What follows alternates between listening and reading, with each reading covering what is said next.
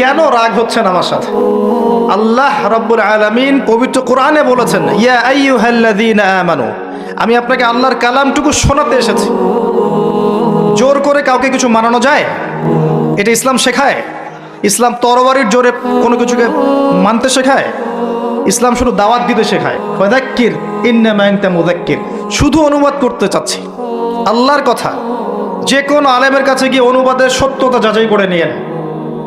আল্লাহ বলছেন, ইয়া আইয়ুহাল্লাযীনা আমানু, হে মুমিনগণ, ইত্তাকুল্লাহ, তোমরা আল্লাহকে ভয় করো।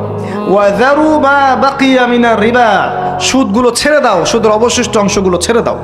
ইন কুনতুম মুমিনিন, যদি প্রকৃত অর্থে মুমিন হয়ে থাকো। ওয়া ইন লাম তাফআলু, যদি তোমরা এই কাজটা না করো, অর্থাৎ সুদ না ছেড়ে দাও। ওয়া ইন লাম তাফআলু, যদি তোমরা সুদ না ছাড়ো। কে বলছেন? ফাযানু বিহারবিন মিনাল্লাহি ওয়া রাসূলিহি, তাহলে আল্লাহ এবং তার রাসূলের সাথে যুদ্ধের ঘোষণা শুনে রাখো। Path is yours, the road is yours, রাস্তা আপনার, পথ আপনার। চুজ ইউর পাথ, আপনি আপনার রাস্তা সিলেক্ট করেন। আপনি আল্লাহর সাথে যুদ্ধ করবেন, তার নবীর সাথে যুদ্ধ করবেন, নাকি এগুলো ছেড়ে দিয়ে আল্লাহওয়ালা হবেন? আপনার সিদ্ধান্ত। কে আপনাকে বাধ্য করবে? কেউ নেই বাধ্য করার, কেউ বাধ্য করবেন আপনাকে।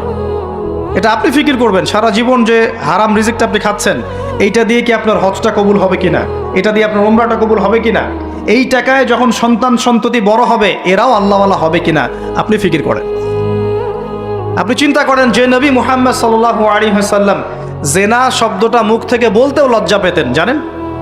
আমাদের নবীজি জেনা শব্দটা মুখ দিয়ে বলতেও লজ্জা পেতেন। একজন সাহাবী এসেছেন, এসে বলেছেন যে আমি অন্যায় করেছি ইয়া রাসূলুল্লাহ, আমি অন্যায় করেছি ইয়া রাসূলুল্লাহ, আমাকে পবিত্র করুন। দুনিয়াতে আমাকে শাস্তি দিয়ে দিন, পরকালে আমাকে কোনো শাস্তি দিয়েন না। নবীজি মুখ ফিরিয়ে নেন, একবার ডানে একবার বামে মুখ ফিরিয়ে নেন, তার কথা যেন তিনি শুনছেন না। বলছেন বাসায় যাও, বাসায় গিয়ে ক্ষমা চাও, আল্লাহ মাফ করে দিবেন। কিন্তু সেই ব্যক্তি নাছরবান্দা, না আমাকে পবিত্র করেন, আমি অন্যায় করেছি, হুদুদ কায়েম করেন।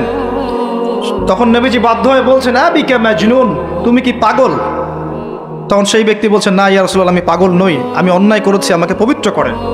কি তাড়না, যাতে আল্লাহর কাছে তাকে পরকালে শাস্তি পেতে না হয়, দুনিয়াতে শাস্তি দিয়ে দেন।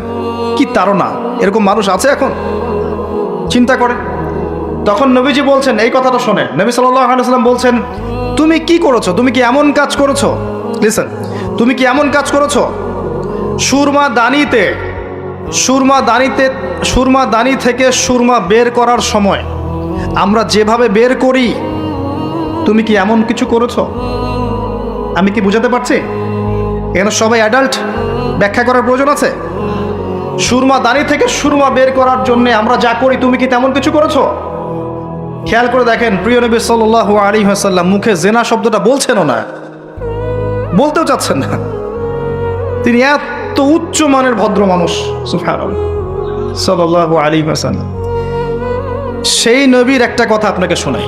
সেই নবীজি বলেছেন সহিহ বুখারীর হাদিসে, যে সুদের পাপের ৭৩টা শাখা আছে, যার সবচেয়ে নিম্ন শাখা নিজের মায়ের সাথে জেনা করা। আমি কিভাবে আপনাকে বুঝাবো যে এটা তিনি কত বড় পাপ বলেছেন? কাদের জন্যে? স্ত্রীর জন্যে? স্ত্রীর জন্য খাচ্ছেন? সন্তানের জন্য খাচ্ছেন? পরবর্তী প্রজন্ম মানুষ করার জন্যে, বা দুনিয়ার স্বার্থে? বিশ্বাস করেন, ওয়াল্লাহি আল্লাহর কসম করে বলছি, বিশ্বাস করেন, আপনার ইন্তেকালের পরে 40 দিন সময় লাগবে না এদের আপনাকে ভুলে যেতে।